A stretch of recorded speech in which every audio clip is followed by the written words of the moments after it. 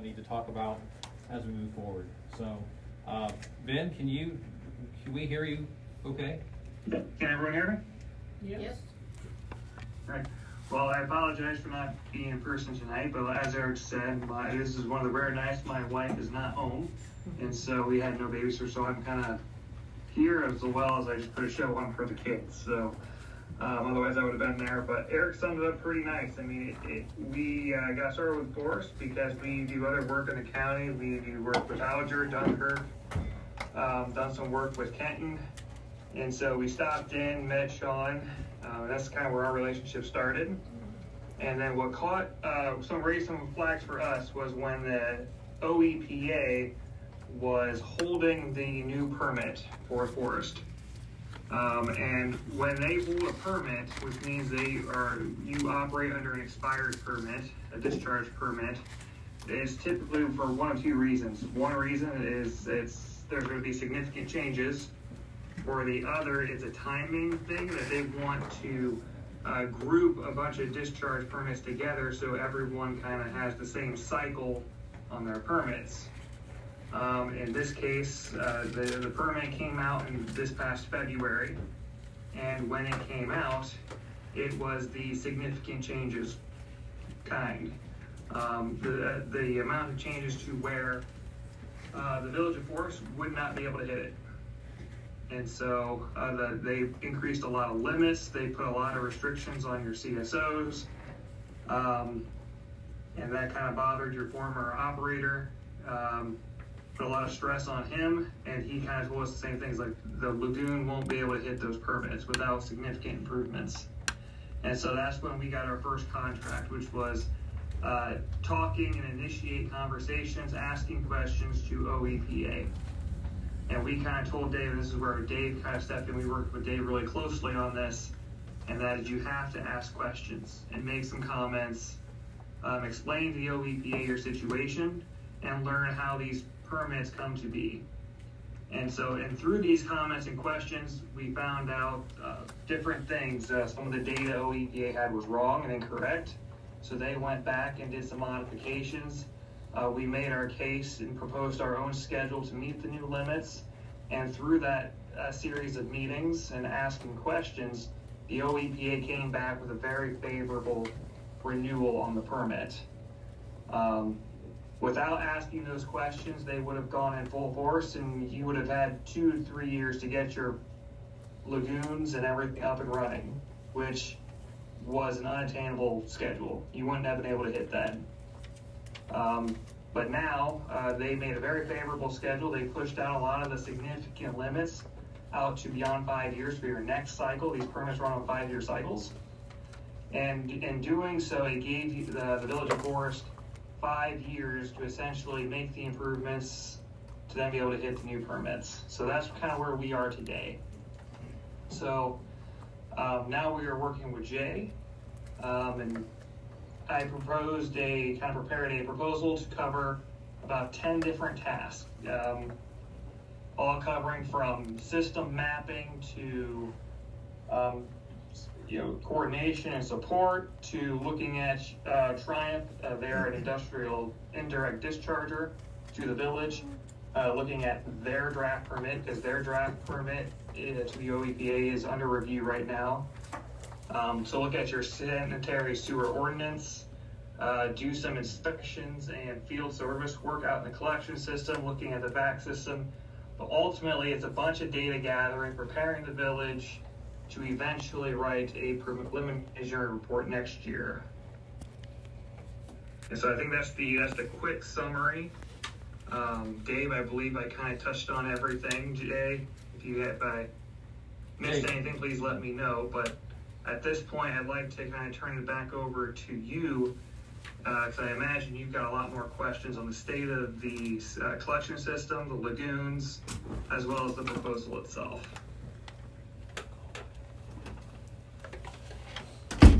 Any questions? Are we going to get an outline of the 10 tasks and what the projected finishing dates are that you're proposing? Are you asking for? Yeah, that's in the schedule in our proposal. we are kind of proposing a lot of the field service work. Field services work would consist of like manhole inspections, smoke testing, sewer televising, dye testing. A lot of that to be performed this summer and fall. And then next year, the PER and a lot more of the sewer ordinance reviews to be performed and completed by next July. The PER, if you want to try and hit, Eric, is where Eric can kind of step in. The PERs are due beginning of August to submit for funding. Okay, what? Through OE. Okay, before we go any further, let me explain some of the alphabet soup here. The first one you heard was a CSO. CSO stands for Combined Sewer Overflow. Back in the old days, you have stormwater and wastewater going into one system, a combined system. Well, that was good up until the 90s, 80s and 90s, and all of a sudden we have to separate things. And I believe Forest did some of those separations. However, in certain parts of town, some of that separation either didn't occur correctly or the piping was done incorrectly, something happened. And so now you're still getting combined sewer overflow. So in other words, sewage from a house is going into your storm system, which is going directly into a creek. And that is a very big no-no on the Ohio EPA. So that's what a CSO stands for. A PER stands for Preliminary Engineering Report. Again, engineers are lazy. They don't tell them. They like their initials. So PERs are Preliminary Engineering Reports. And you have to have the PER done. I mentioned about going to the doctor earlier. It's like going to the doctor and getting a prescription for medicine. You have to have that prescription before you're given the medicine. You have to have the PER before you're given the funding. Clever how that works, right? Well, that's where it gets a little fuzzy because PERs are expensive things because engineers are expensive people. And so we try to figure out how to work this the best so that forest is being covered in the best way possible, but also we're setting things up for the eventual funding cycle. Because how this again works, we do the reporting first, we give it to the OEPA and say, okay, this is what we found, this is what we recommend doing, how are we going to fund it? And then we bring in people like Mark Dahl with Hardin County Regional Planning, we bring in OEPA, we bring in the Army Corps of Engineers perhaps, we bring in different funding agencies to try to figure out how to make this work, okay? So it's a process, it's a little goofy, but still a process that we have to go through. So that's what some of those initials mean. So now the proposal he's talking about was sent to Jay, and that's a how many pages it is? I think it's like 12. 12 pages of recommendations of things that we would recommend that you do. And again, this is, and Ben wrote that proposal, so I'll let him talk a little bit more in detail about how that would work and how we can kind of pick and choose in some respects what could work and what couldn't work, depending on what would be best for Alger. And Forest, sorry, not Alger. I'm thinking about Alger because we're just helping Alger out with the exact same process, so. I think I've gotten myself confused between what we have to do and what, in the end, the projects we have to do in the end, we have to do something about the lagoons, we have to do stuff about the water, sewer, and everything. And what you're talking about doing as far as the investigating as to how for us to do that. So the 10 tasks that you were talking about, those are not 10 tasks that we have to finish, that we have to address now. Those are the 10 tasks you're gonna do in order to get the information together to propose it to the EPA. Is that correct? Or That is correct. Yeah, we know on a high level the issues at the lagoons, and we know on a high level some of the issues in your collection system.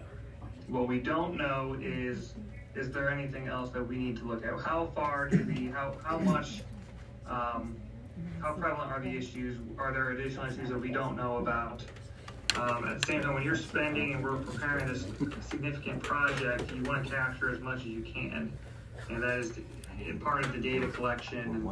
You know, if you spend millions of dollars, but you miss a tiny detail, like for example, we find two of the CSOs, you fix them, but there's somebody else that you missed. Well, you got to go through the process again, and that's something that we want to try and be as thorough as we can in capturing as much as we can and learn as much as we can about the system. Also, when we get to the PER, the reason why the PER is as expensive as it is, because there is a level of preliminary, I mean, it's preliminary engineering report, but we have to size systems appropriately, such as, and when we submit for funding, we want to try and be as close as we can to that number as we can. So there's some preliminary design that goes into the engineering report. And this report is typically, it could be, hundreds of pages, summarizing data, the issues of the town. PERs get graded by the funding agencies. And so, there's communities all over the state that apply for funding, and they've got to then,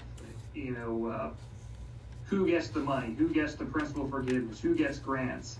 And so they grade these reports, and so that's why the more detail you have in them, the better your report grades, the better loans you can get, and it opens you up for more grant funding. So that's kind of why the report seems as expensive as it is. That's why we have all these tasks, and it's also, we want to try and better situate the village for the future. Mapping, being able to map your systems, track your data over time. You have an indirect discharger. There's things that the community can do to protect themselves against that indirect discharger. And then the same thing for the sanitary sewer system. There's been a lot of conversations between Sean, Jay, and Dave, which is why and how I put this proposal list together. So has everybody taken a look at the proposal, or has it in front of them? Not at this point, no. Okay. What is the cost for the PER? The PER itself, we have at $75,000. And that is something that the village has to pay, that's something we, Well, yes, no.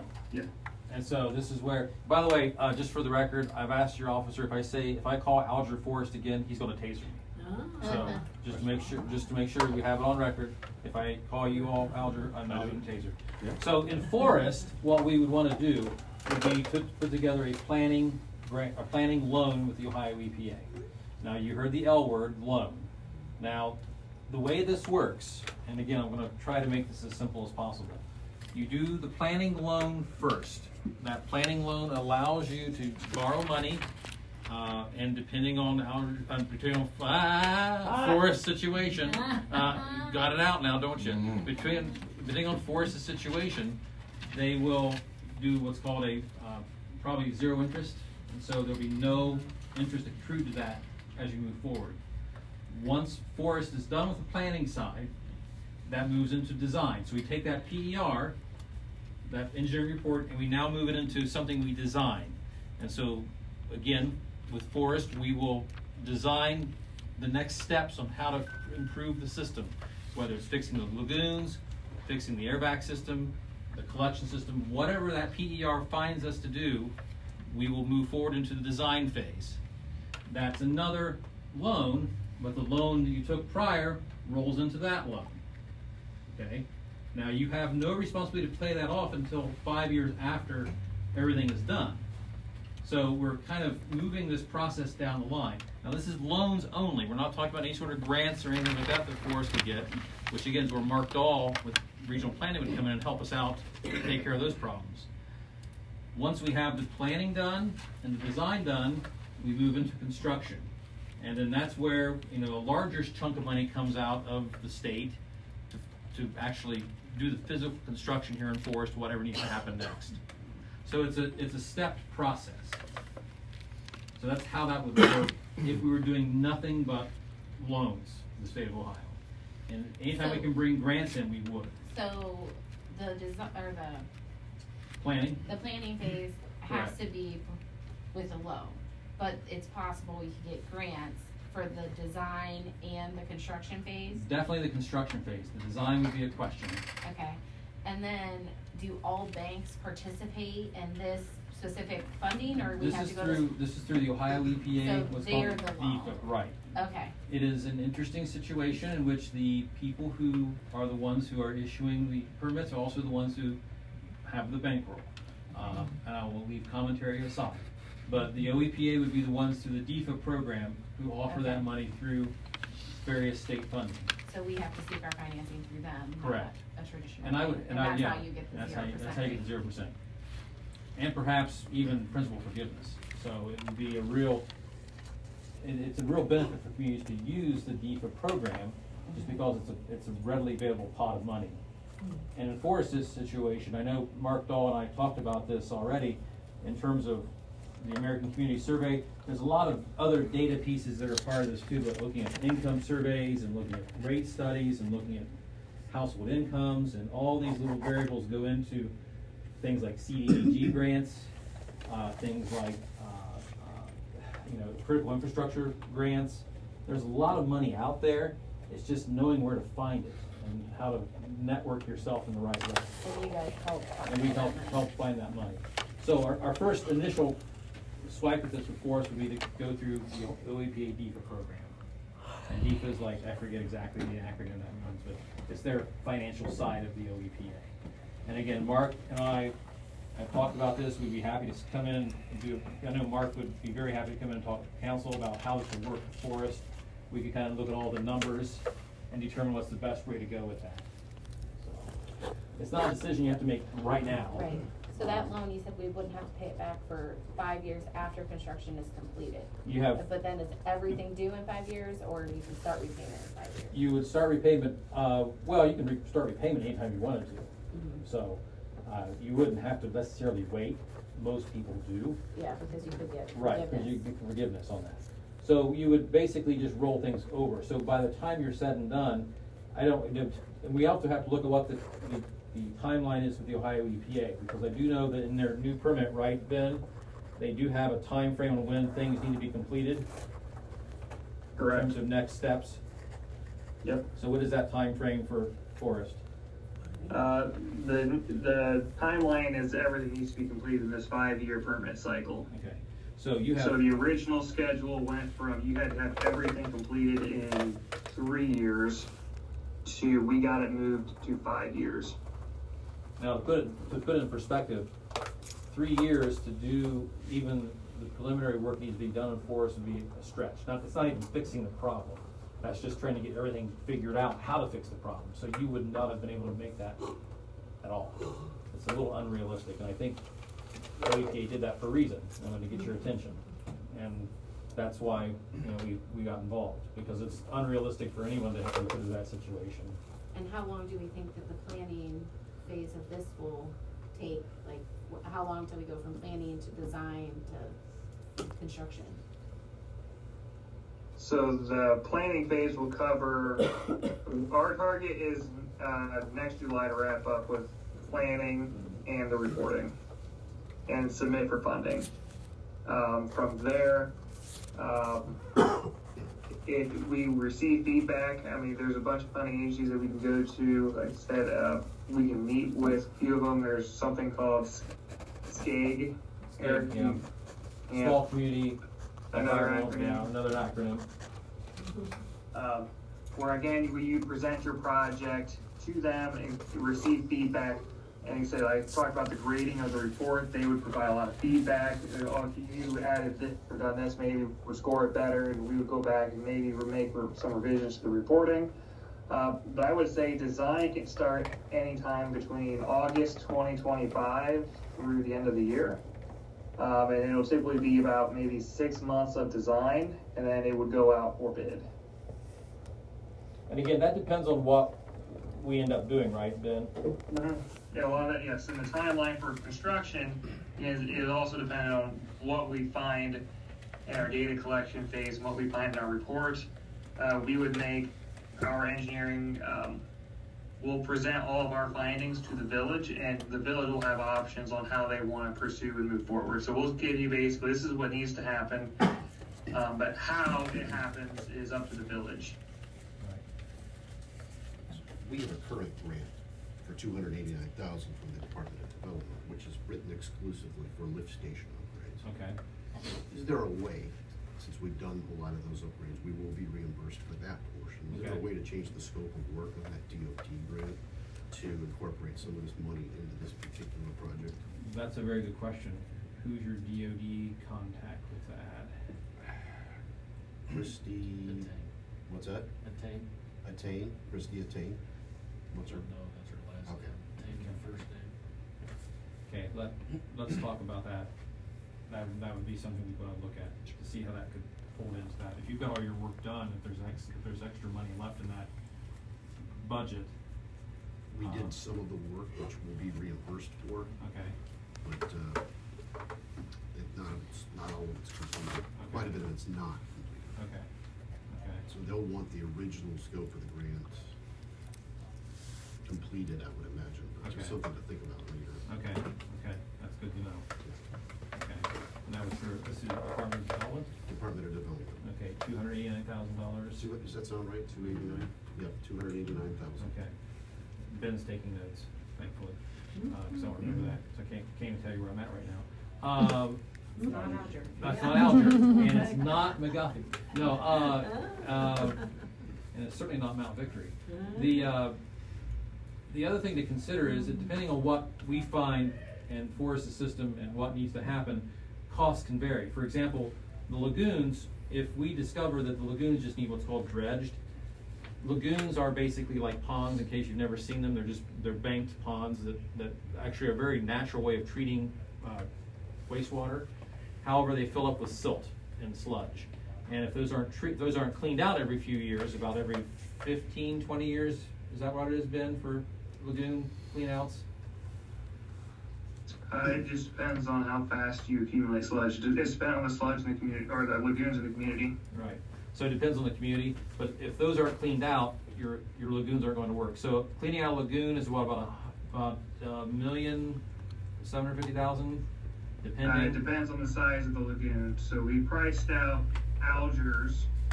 Algers has significantly less volume, smaller lagoons. Their price came in at around $780,000 to $900,000.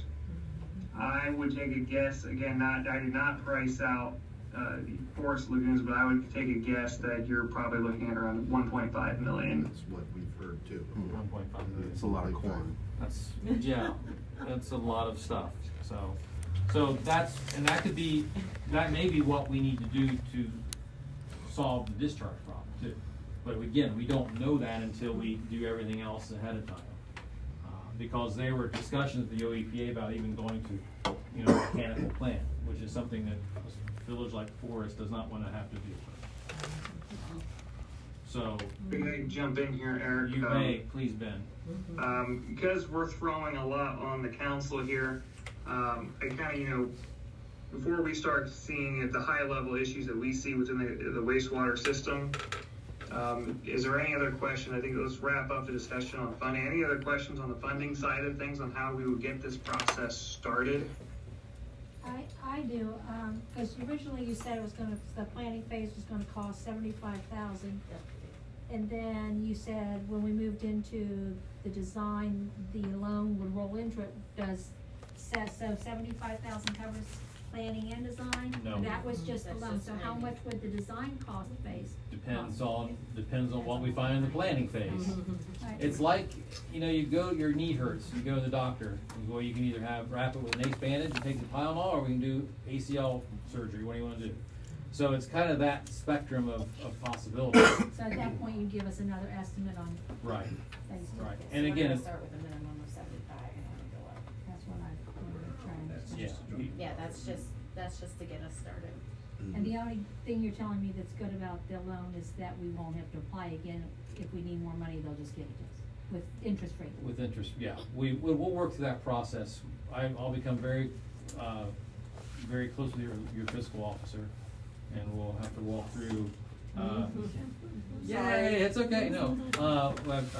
We just did this with the city of Bucyrus, with a much larger scale project than this. It's not as bad as it seems. It's like applying for a house loan. But it's just the process you have to walk through, and if you've not done it before, it's a little scary. We try to keep it as unscary as possible. What are the next steps you need from us? Well, I think for me, I would want you guys to make sure you look over the proposal we sent on to Jay, and there's a lot in that. It's pretty dense. And again, we did that for a reason, because there are a lot of things you could do and we wanted to give you everything. We don't believe in like, oh, well, oh, here's another cost. Oh, well, here's another thing. Oh, let's just give it to you all at once and, you know, see what fits best. And again, Ben wrote that up, so Ben, what was your? Yeah, so here we can start touching into the high level issues that we saw just in the conversations and then making a couple site visits. We'll start with the collection system. There's 3 big issues over everything. Starting with the collection system, you have the issues with the airbag system. If I'm not mistaken, from Sean and Jay, they believe last year the village spent $100,000 keeping that thing just operational whenever it went down. Or was that 2 years ago? And then last year it went even higher to $140,000, just keeping it operational and running. What became a challenge was it fell between 2 separate years, fiscal years. You had it take a dive at the end of November.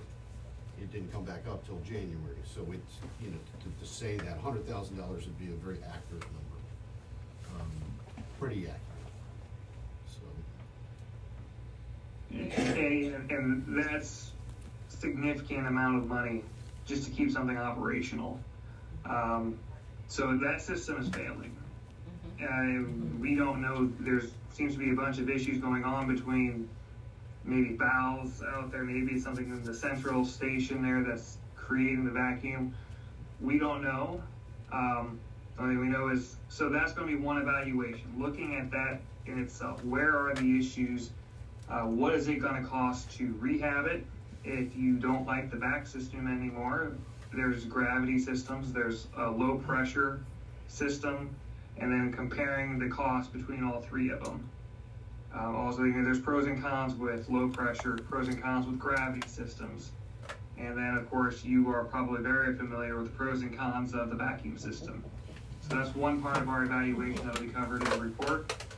The other issue in the collection system is the fact that the OEPA is aware of 2 known CSOs located in the system. So going back to what Eric said, 20 years ago, there was a sewer separation. We don't know what happened, if it was an engineering, maybe the village administrator, maybe it was a contractor, but the mistakes were made, people were missed, and you've got people discharging to the storm system. The issue with that is, by state law, you have to record every time there is a discharge to the storm system. And if they're tied directly into it, that's every day. That's every week. That's every month. That your operator has to fill out these reports and address, you know, why are you, it's a whole process that they have to go through, and the OEP doesn't like it. It's been on your past 2 permits to get those addressed, and they haven't been addressed. And that's another reason why they're cracking down pretty hard in the last one here, because this has been on your reporting for 10 years, and nothing seems to be getting addressed from them. And that's why we need to do the field investigations. Sean and Jay they believe they have it narrowed down to a couple streets. There is also a 3rd CSO location, I think, located near the back station. But we would just want to make sure that we find them. We find who it is, and then we put a plan in place to get them switched over to the correct system. And then the 3rd issue is going back to your treatment lagoons. You're going to be having more stringent limits starting on your next permit, which will begin in 5 years. When those new limits become fully active, your current lagoons won't be able to treat it. Lagoons are super nice and for lower limits, but they're not the greatest at ammonia treatment, which is that next phase. It's a new limit that you'll be required to treat, which means you need to provide some kind of aeration to the lagoons. And then Eric already touched on dredging. Your western cell appears to be 90-95% full of sludge. There is an island out there, which means you are getting 0 treatment. In fact, the last time we were there, you weren't even putting flow through it, because I don't think it's physically possible anymore. So you're really operating off of 1 cell with no aeration, no mixing, which means it's probably entering the cell and short-circuiting and going straight to the exit. So you're getting very minimal to no treatment in the cell. And so that's why I think if you started seeing some violations, it's for those reasons. And we would do an evaluation of the lagoon system, which would require dredging to make sure you have two cells capable of treating your incoming flow, but then also looking at other areas of improvement, such as touching on disinfection, mixing, aeration, and again, like all that would be covered in the report as well. Now, So I think that's a high level view of the issues. We wouldn't know anything more unless we dive deeper into it, which is why we have 10 tasks outlined in our proposal to try and cover all these issues. And then we touch on a couple other things that we think will just really benefit the village in the future. And just for the record, And there so is I no think- literal diving into the lagoons, we don't. So make sure. quick question. I believe, correct me if I'm wrong, with this funding process through OEPA, they're gonna look at your sewer rates. That's correct. Are they balancing? I mean, do you have an enterprise fund that's solvent? Are you falling back? So I think one thing that I've learned through looking through some of these funding opportunities, they're gonna take a hard look at your rates. If you're under rating, if you're under billing, it can complicate things, is that correct? That's correct. Okay. And that's the other part of this equation that, council, you're gonna have to look at, is that, you know, as we take on these projects, as Forest moves these things forward, because we don't wanna see Forest die, that's gonna be reflected in the changes in rates to your clientele community. Eric and Ben, correct me if I'm wrong, Go ahead, some of Dave. the grants we would be looking at to help fund this project, some of them do require us Right. to increase our sewer rate Right. within a certain amount of time. That's correct. Grants, especially the grants, are predicated on increasing rates. Now again, this is where it gets contentious, right? Because now we're talking about people's pocketbooks. And I get that. My rates went up 104% in Columbus Grove when we did our separation project, and that really sucked. But it's what we had to do to get the project done. So that's something that you'll have to really take a good hard look at, and how that's gonna affect things. Because again, you don't wanna make it unattainable for people to live here, but at the same time, you gotta make sure that we're balancing it out so that you can move forward with the proper funding mechanisms. And again, there's, like RCAP does work with doing rate studies. I know Mark Dahl and I have talked about some of those things, what that's gonna have to look like in the future for Forest, and not just Forest, other communities in Hardin County as well are facing the same problems.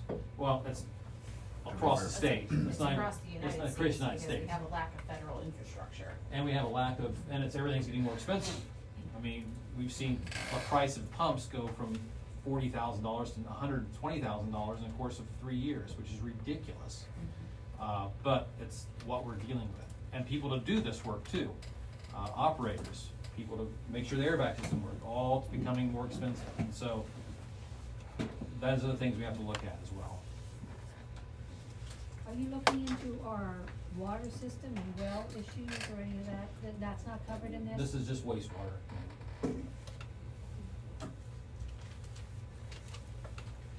Are there issues with the well system and the water system, or? The Ohio EPA has mandated that we have a secondary well. Okay.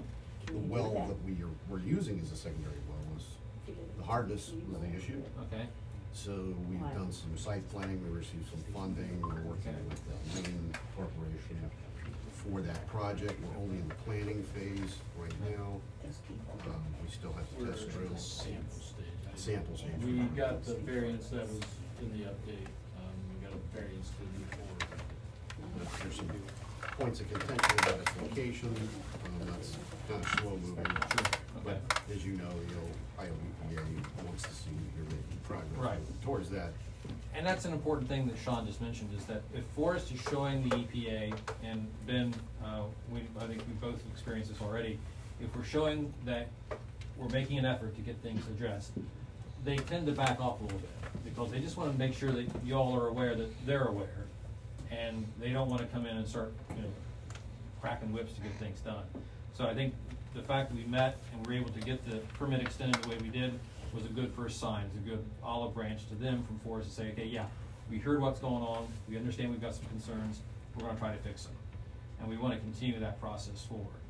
Now, one thing that is probably in the back of some of these, of your minds is, well, what if we regionalized? What if is there a conversation about regionalization that it will either make or break you? They'll either love you or hate you, and mainly hate you sometimes. But regionalization is something the Ohio EPA does like to talk about. I don't know where that stands in all this. And at one time there was conversations about Patterson, connecting Patterson, which is a non-sewer community to Forest.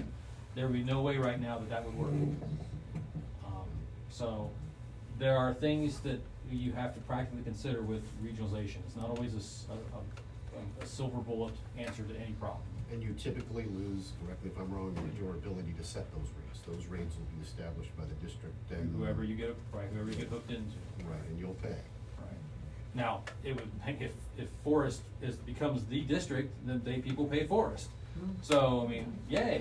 But it just depends on how that's all structured. And that's well beyond this conversation, but it's just something that, if that's in people's minds, it's there, but it's not always a silver bullet. It's not always the easiest answer, because there's some other practical limitations that we have to consider with that from the engineering side too. So sometimes you can't pump stuff that far. I think 6 miles is the limit for sewage before it gets a little weird.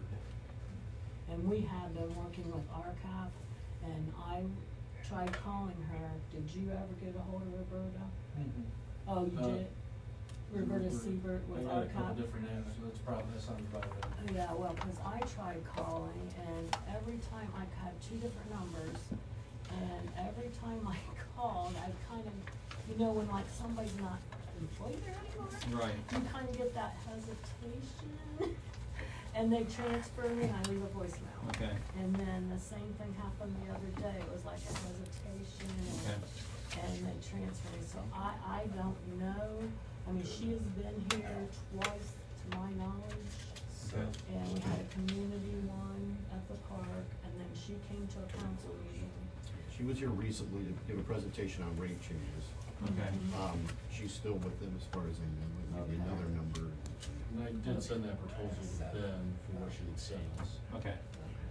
And Ben's shaking his head. Oh, okay. So, Yep. yeah, So we have been working with RCAP, that's what I'm Okay. just trying to do here. okay. And RCAP has already provided us rate adjustments that are recommended. And they did our water, didn't they? So, When we did the water the last Yeah, time. they also They gave us a proposed recommendation to for do that. sewer too. Okay, yeah, yeah, and then she needed some other information, which was in between fiscal officers that we didn't get, and so I tried to ask her to come. Well, if as this moves forward, we'll engage our CAP if we need to. Again, I mentioned with Mark Dahl.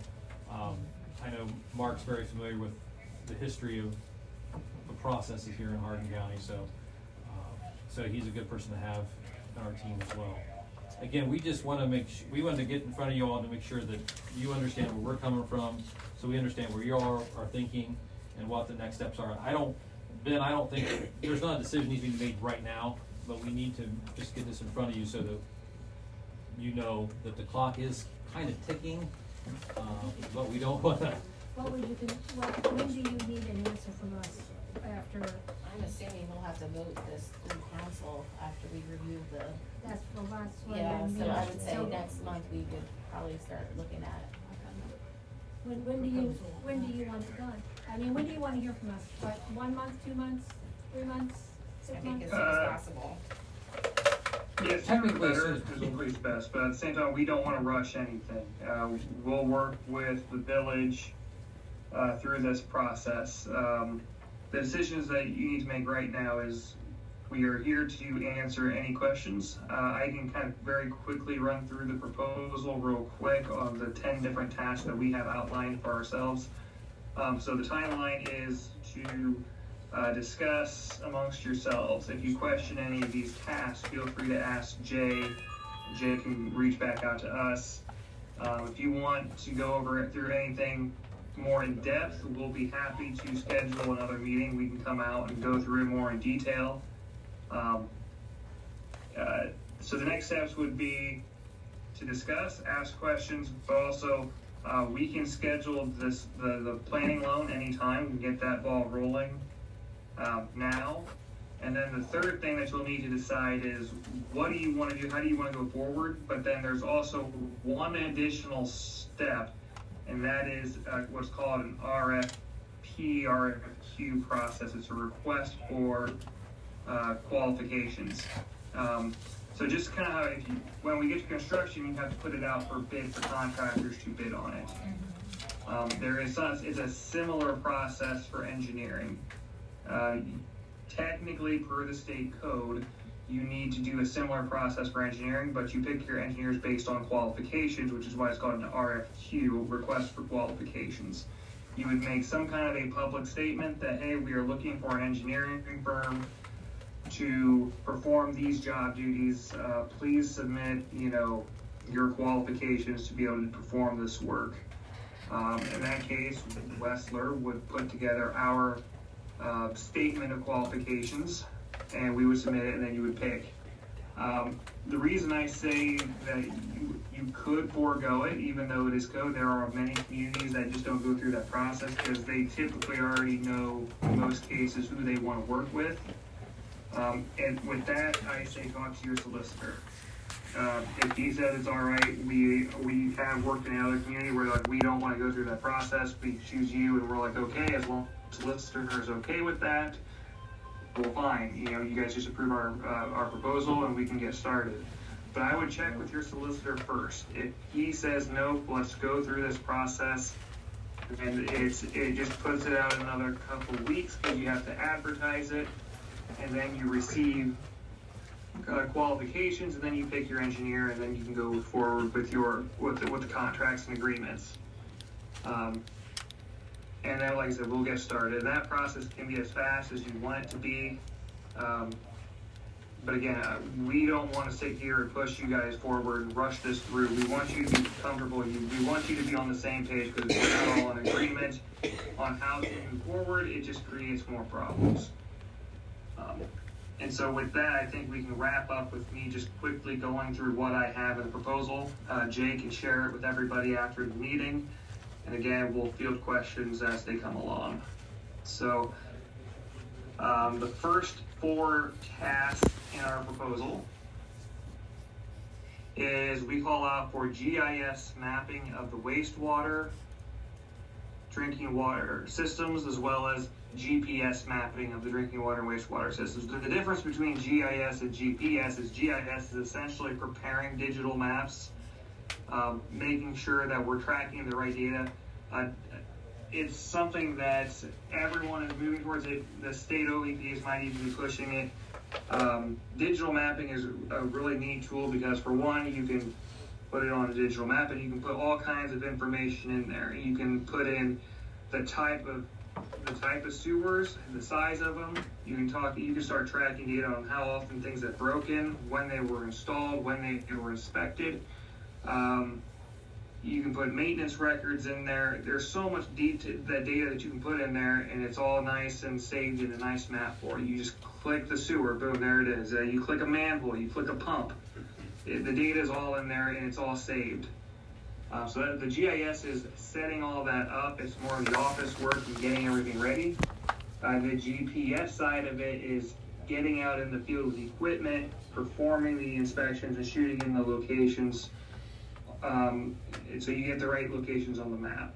So that's really the difference between GIS and GPS, and we're proposing wastewater and drinking water because there's just a little bit of savings if you do them both at the same time versus, well, if we do wastewater now and do drinking water later, well then there's mobilization that we have to. There's people who then have to log back into the system.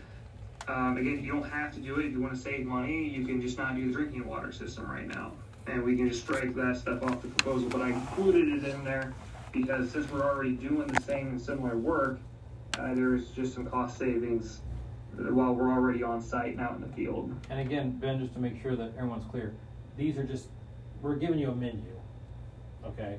We're not saying you have to do all these things. We're just saying these are things that we could do. If you want to do all of them, then guess what? The price goes up. But these are things that can be done that would help your system grow. Mapping would make our job quite a bit easier when we get to the DER. It would also make our job a lot easier when you get to the field services portion of it, doing the inspections. You know, we don't need the mapping, but it makes it a lot track that data. So again, like I said, here's the menu. If you don't want to do it, you don't have to. But if there's things that you don't do, again, it just makes things harder for us. And then it's up to you in the village to make sure it stays organized and you can stay on top of a lot of the data that we collect. So as I said, the mapping, that'll lead into ordinance reviews. In talking with Sean, Jay, and Dave, the current sanitary use ordinance is a standard basic version. That has actually, from what we understand, held the village back in the past. Since you've been dealing with these CSOs, the combined sewer overflows, the people tied in have their sanitary lines tied into the storm system. There's no detailed language saying that, hey, the village has access to your clean out, which is right outside your house, and that's supposed to go, it's a lateral line that goes right into your sewer. The villages should have access to that. That is part of the collection system. Your ordinance should include language in there that should protect you to go and investigate if there's anything wrong. But from what we were told, I guess your solicitor or a former solicitor in the past has given direction to the village, like, hey, it's not in your ordinance, you can't do it. Or you'll have issues. Well, so it's cleaning up language like that that gives the village the authority to inspect, evaluate issues, make sure that you're covered, and it's in the ordinance. It also can provide a lot more support. For example, there's a lot of communities where people will do whatever they can to go the easy route. And a common one is sump pumps.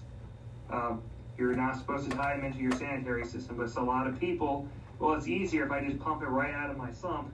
Well, the sanitary line is right outside my house. I'll just pump it up, pump it right in, I'm good to go. Well, that should be illegal.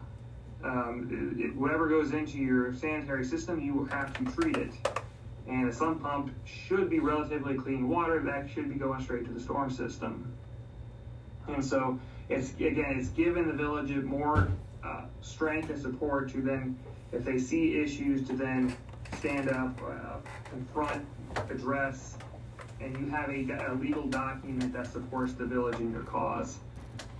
So that's one side of the sanitary sewer ordinance review. The other side is that you have Triumph, who has an indirect discharge permit. They used to be a direct charge straight to the creek there, but I don't know how long ago they started to send their waste to the village. They are a industrial manufacturer, so they have a lot of metals and toxins in their wastewater. When they become a indirect, which means they now send it to a direct discharge, so the Village of Forest is a direct discharge to the waterways. Triumph is a indirect. They still have a permit, but they don't have to abide by all of the stringent rules that the village would have to, because now the treatment of a lot of that stuff now falls on the village to now be able to treat. It's a complication with lagoons, because lagoons work great for residential waste. They're not very good for industrial waste.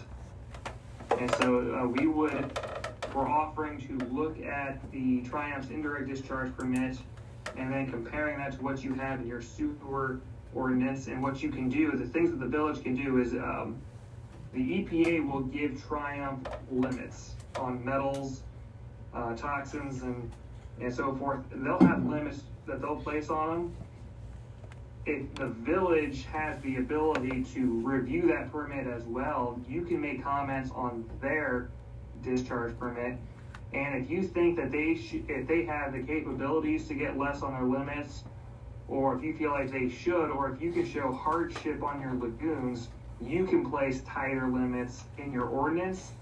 And now, even though the OEPA, let's just give a number of 50 milligrams per liter for copper, just for an example, they put 50 milligrams per liter on Triumph. You have to be able to hit 50. Well, if you say, we want you to hit 40 and we have this information to back it up, Triumph, you now have to hit 40 and your ordinance will supersede the limit placed on by the OEPA. So if that makes sense. It's making sure that you have stuff in your ordinance that protects the village from their indirect discharge as well. So did I talk through the ordinance questions, or are there any questions there? That makes sense? Yeah. Okay. All right. And then the next thing I have is, again, field services. That's manhole inspections, smoke testing, televising. It's essentially the purpose there is we need to find the CSO locations. We need to find anybody tied into the storm and then convert them over to the sanitary. What we don't have in this proposal, we do not cover, we find house the 25 Elm Street's tied into the storm. Well, we'll find them for you, and we'll say, hey, they're tied into your storm. Our proposal does not cover actually converting them over to the storm. I just want to be clear with that. We are just finding and locating who's tied into the storm system. Is that a cost that falls on the customer or the village? That is between you and your resident. So that's something that the council, that's another thing to consider, how you want to address those. Talk to your solicitor on it. I mean, this 20 years ago, this shouldn't have happened, but it did happen. And now who's at fault, right? Nobody knows. I mean, if you can prove that the resident intentionally tied into a storm system, then I think you have a strong case to say that it's on you to fix it. But then what if they weren't the ones? Let's say the former owner did it and this person bought the house. Are you putting that responsibility on them who had no idea? Right, so there's a lot of questions that you'll need to probably talk through with your solicitor. We don't even know how many people it is. It could just be 3 people. It could be 10 people. We don't know that either. Smoke So testing would reveal that. Smoke testing would reveal that, inspections would reveal that. You'll quickly, if you pop a storm sewer, and you'll quickly realize if there's sewage in it. Sure will. I've popped a few and said, oh, good morning. Yeah, Yeah, some goodies in there. yes. yeah, in talking to the former operator, he has found toilet paper in the storm sewer. So someone's directly tied in. So I think that covers, see how that covers 7, 8 of the 10 tasks. The remaining 2 tasks is the one I've already discussed. That's preliminary report. That's the last thing we're going to do. And then the other task that I did not mention is another separate one. It's an item that if you want to go forward with it, it's your choice. If you don't want to do it, it's necessary. It's a stormwater ordinance proposal.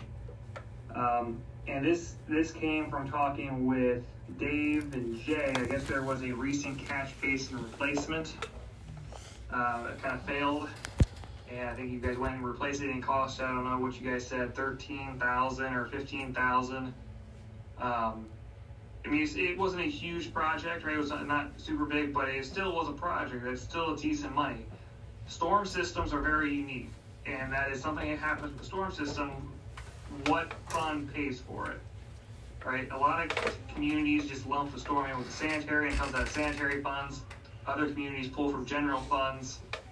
We're seeing a shift in the industry to where people are creating stormwater utilities to help pay for small jobs like that. And so that's kind of what we're proposing, is getting it started. We're not proposing to create it in this proposal, but to pretty much just provide coordination behind it. How a stormwater utility gets created is that you talk with your solicitor, draft a general ordinance, a general statement, and it basically says we are going to look into a stormwater utility, and we are going to start charging residents something very small, about $1, $2, $3 a month. And then what that does is that creates the fund. You build it over 2 years, maybe 3 years, and after 2 to 3 years, you'll need to perform a stormwater utility study, which is basically organized by, you would look at residents, how many residents, you would look at your commercial places, and you start calculating impervious pavements. You start looking at your general storm system, and then you start putting together a preliminary list of projects on replacement. And so then you would work with RCAP or some other funding agency to then assess a value, a normal rate. And typically that rate comes out to be not too far off from a sanitary rate of like $20, $30 a month, which we of course would not ask the village to then put that in. You would just stick with your $2, $3 a month. And that's what we would recommend. And what you're going to earn is maybe $5,000, $6,000, $7,000 a year from it, just to cover these small jobs like a catch basin replacement, a frame and cover replacement. Maybe you fund a future study to say, okay, we want to run a storm sewer down this road here because some residents complain about ponding in their yards. It's not meant to perform massive projects, but it creates a specific fund for which you to pull from to do small projects. Dave seemed pretty open to that when we discussed it with us, included the coordination and kind of the startup of that here, but it would require a study in about 2 to 3 years, which at that time would be self-funded by the current rate. And so again, it's something I want council to think about if you're interested. We did put, I think, a stormwater utility for Kenton. So we have that started and underway with them. I just kind of wanted to offer, hey, if this is something you're interested in, let's put it, we'll help you get it started. So those are all the 10 tasks, ranging from mapping to ordinance review to field services to a stormwater utility coordination, and then also the preliminary engineering report. All those tasks, those 10 tasks, come out to be, as of right now, a total fee of $212,000. Now, before you all freak out, that's if we do everything on that list, okay? Now, we wanna make sure we're addressing what the OEPA wants done right away.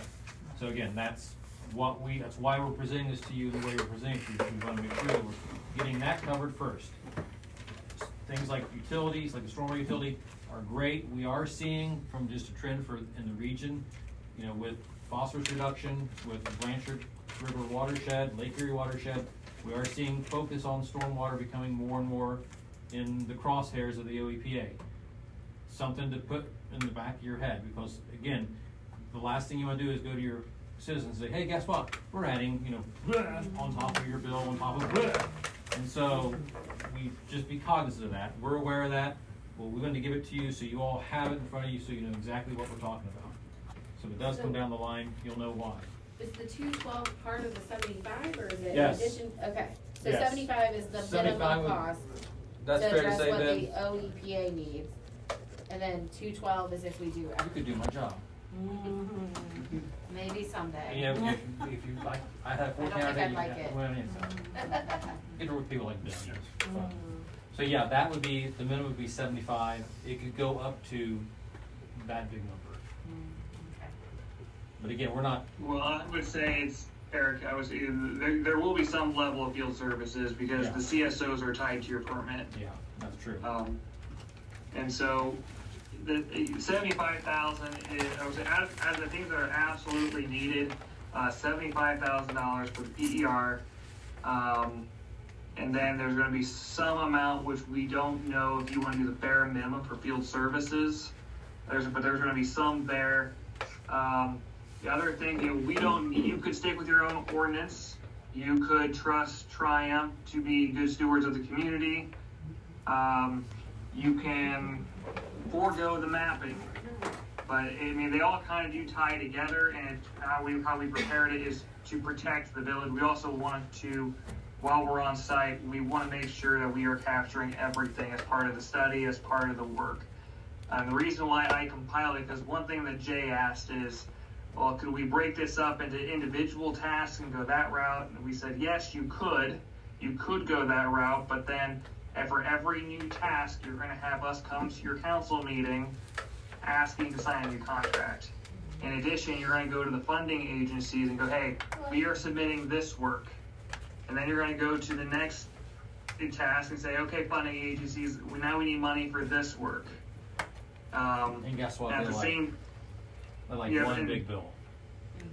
yes, and then to get these funding agencies on board to keep coming back to pull money is how we don't like going that route. The funding agencies don't like going that route, and because you have so many issues within your system, we thought, let's try to knock it all out at once. And it's going to be much more appealing to contractors. It's much more appealing to, larger contractors won't be interested in $50,000 of work, right? They'll be more interested in larger stuff. So contractors would be more interested, so you might get a better pricing there. Funding agencies are going to be much more willing to give you the lump sum up front.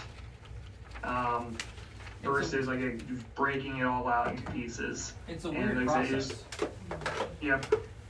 When you think about it, it's completely counterintuitive to how we would run a business. But that's how they prefer to do it. Well, I think the people, they know we're getting everything done, Right. instead of, Well- well, we'll do a little bit here. Right, and that's the end of the day, the future of forest kind of depends upon this, because if we don't address these things as a community, the EPA will continue to come and hammer at your door, and they'll start fining you, and those fines will be far more than the cost of what we're gonna spend on doing everything we need to get done. So, we went over those numbers, didn't we? Those are pretty high numbers, Yes. depending on the violation. Yeah, and so that's the thing that you have to come to balance with, because I hate to sit here and say, yeah, hire us and spend $200,000 with us and we'll make everything great. That's an awful big pill to swallow on the first meeting, Ben and I, and Ben not even in person, but, we're just trying to look out for you guys as well, so. And one other thing I'll add is, because this is a wide-ranging scope, we don't know what we're gonna find. I set it up as everything on this list is time and material. It's hourly. We don't typically like to set up a lot of our contracts that way. But in this case, I felt like it was pertinent. There's so many tasks here.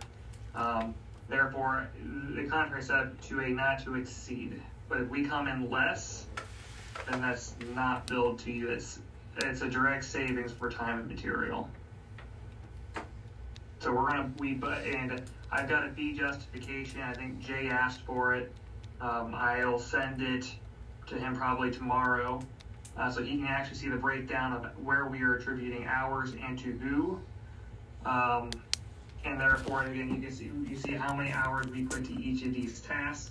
And if we kind of say if we have 50 hours for person X to perform GPS mapping, let's say we give them 50 hours and they came in at 30, well, you only get billed for their 30 hours. So Again, in other words, that $212,000 may be less at the end of the day. could be less. The only way it would be more is if something for one would have something bad would have happened, such as we look at your ordinance and go, well, this is wrong, and we need to kind of work with your solicitor to completely rewrite it, or we go out there and we find out that, oh, you guys have significant issues with the back system to where we're going to need to start, but again, that I don't foresee that happening. I think a lot of those systems are pretty straightforward. A lot of it doesn't need to happen, I think, maybe in this early stages, but we'll keep everyone involved and in the know. And like I said, I think I'm pretty confident that we would come in under the 212. But again, I just wanted to make sure that it's not a lump sum. It's not like, hey, here's a $212,000 bill.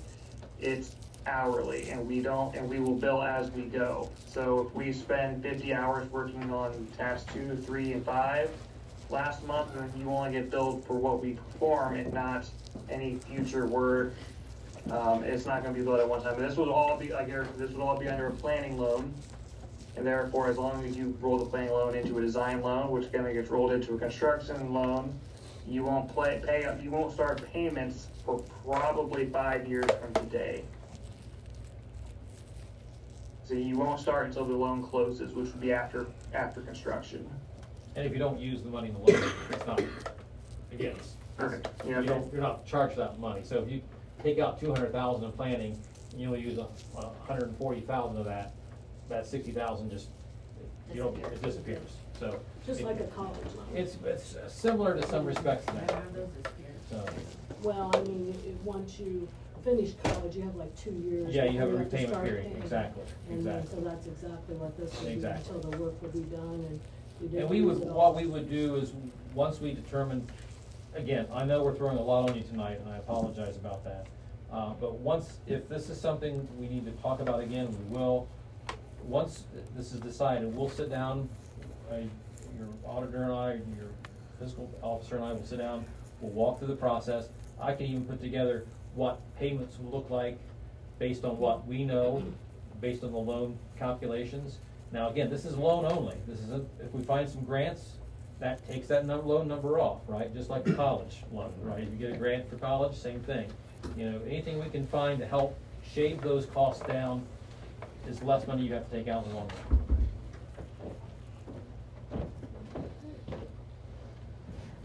Does interest accrue from the day you pull it out?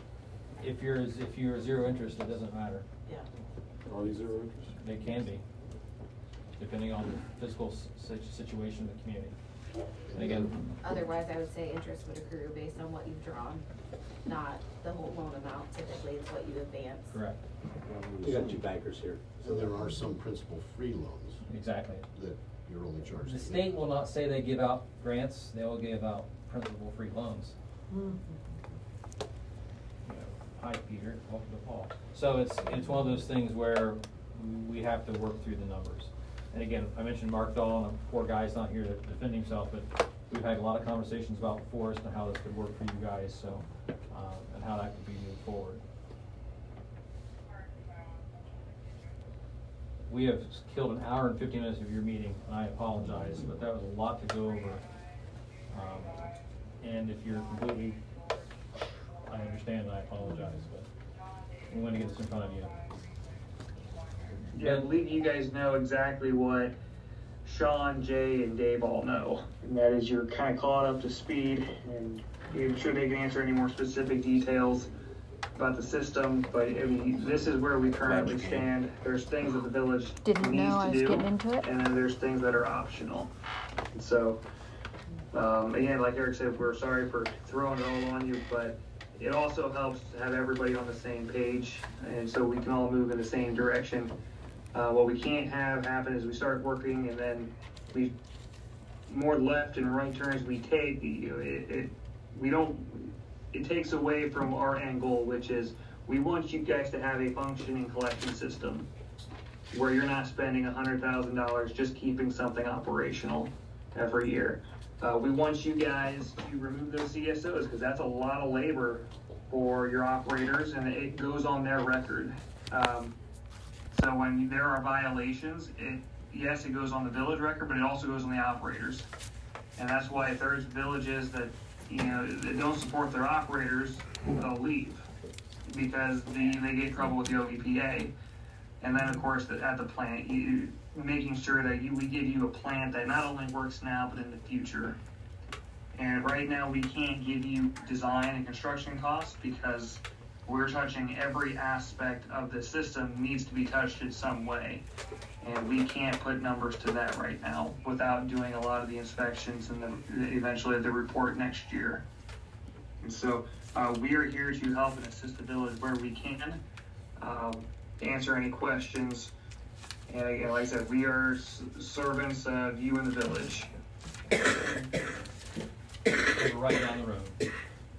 So, literally, which is under construction again. Anything else? Yeah, comments or? I know, a lot, and I apologize. So, can we go over that just one more time? Who has a taser now? I'm just affecting the village of Algiers financially. I will. Let's talk about out. No. No. I don't think they want the bill either. Same thing. Jay, will you email out that proposal to everybody so we can review it? Yes, I got it Tuesday or Wednesday, and then we've been having some interviews, so I did, I sent it to Dave, I don't know the word. Yeah, But give yeah, it to council, and then I Because think it'll it be makes a- sense to have a service it'll be meeting a to good start long, slow discussing read. it. Yeah, It's very enlightening. I bet it is. Go to sleeping at night? Oh, Ben's a good writer, no. So if we decide to say yes, how soon could you start the project? Ben timeline, if they were to decide to say yes, We can start immediately. I mean, as soon as you approve it and sign it, we can start immediately. Again, but before you do that, I would just check with the solicitor on if he already knows that, hey, like I said, we've had feedback from RCAP. Curtis Strickland works for RCAP and covers a lot more of the southern of the state counties. And we had a project down there, and we told him, like, hey, what about the RFQ process? He said, no, don't worry about it. The village doesn't want to do it. They know they wanted us for the job. So, again, talk to your solicitor on that. I think I spoke to Jay about that. There's one funding source that requires the FRQ process, but I looked into it. Forest doesn't qualify for it. It's an ARC fund for Appalachian counties, so it's Southeast Ohio. All other counties or all other funding sources that we know of do not require it. So again, that's if the solicitor says let's go through that route for the RFQ, that'll delay the process 2 to 3 weeks. But otherwise, if you approve the proposal, we could start technically tomorrow if you really want to. But of course, I'm not. We want you to think about it. We want you guys to review this proposal, talk amongst yourselves, figure out the path that you want to move forward, and we will work with you on that path.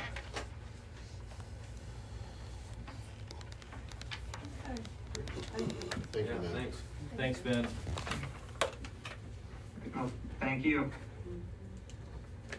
Rest his kids were quiet that whole time. Must have had him tied up in the background.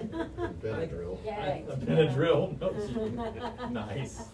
Mine would have been running naked through the video. in the Actually, background. I think, not to bust poor Ben's job, that's actually happened before. So, and I think he made sure it didn't happen this time. It happened to me on a meeting the other day. Chairs are really. One thing to have your kids run naked through a video, it doesn't call your town algae when it's really forest.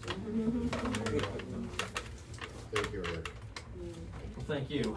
So I feel like. You ain't leaving. I'm not leaving, no, I'm out. Nope, you gotta finish. No, Yeah, no, you held us up for an hour. We should hold it. Hey, I brought you pens and notepads. So. Do you have a business card? I do, my friend. Hold on 1 second here. That was Ben Schrader on the other end, SCHROEDR. Not Schroeder, Schrader. Not Schroeder. Yeah, when I moved to this region, that was the first mistake I made, other than getting town names wrong. I was calling Schroeder Schraders and Schrader Schroders. Schroeder from where I'm from. Anything else? Spell that one more time. SCHROEDR.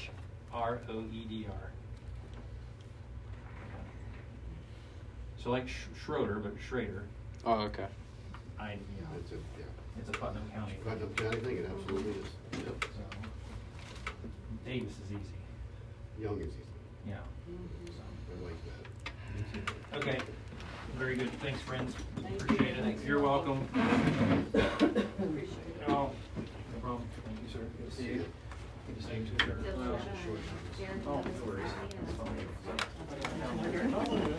Thank you. I'm around, as it goes. Just listen to you recording. Yeah. Get too many letters going at once. Was this that time to bring up about the next month thing? That I was wanting to propose? Did 2 meetings a week? No, a week? Are you kidding me? You have to give me a big raise for that. I have asked just randomly people, surveyed people, and about going back to 2 meetings a month. Because when I came on board, it would have been a year ago in January, that's when Dean said, we'll go to 1 meeting as long as the committees meet. I don't know, everybody has a life outside of here, I know, and life happens. And